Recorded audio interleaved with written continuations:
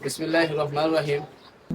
আসলে আমরা যেভাবে যে একটা রূপ দেখতেছেন, আসলে এটা আমি ভাষায় প্রকাশ করতে পারবো না যে উনি কত কষ্টের মধ্যে আছেন। একটু কাছে এসে দেখেন যে আসলে ভাষায় প্রকাশ করার মতন। আমরা সারা শরীর সুস্থ, তারপর আমরা কত অজুহাত, আল্লাহর সাথে আমরা কত অজুহাত, একবেলা খাবার ঠিকঠাক না পাইলে, আমরা একটু ভালো মন্দ কিছু হইলে, আমরা গরমে কোনো সমস্যা হইলে আমরা কত অজুহাত, সরকারের গালি দিই, আল্লাহর কাছে আমরা প্রশ্ন করি যে আমরা কেন আল্লাহ কষ্ট দিয়েছে।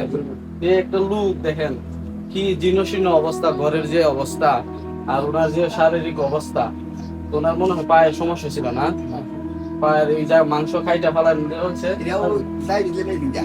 ডায়াবেটিসের সমস্যার কারণে অনেক পা কাটানো হয়ে গেছে না।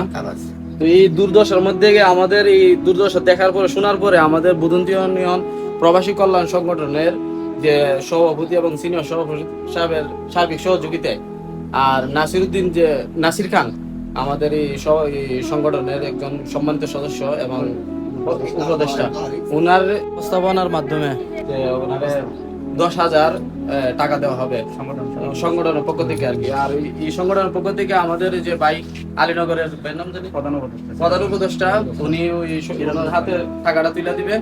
আর আমরা সবাই দোয়া করবো আর কি ওনার জন্য। আর চাইলে আপনারাও সাহায্য সহযোগিতা করবেন, আমি ভিডিওতে একটা নাম্বার দিয়ে রাখবো।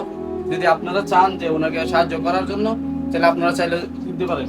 ওনার মনে হয় সবাই সম্ভবত দেখবে মাধবপুর বাজারে আগে উনি মানুষের কাছে সাহায্য সহযোগিতা চাইতে হয় ব্যাংকের মধ্যে।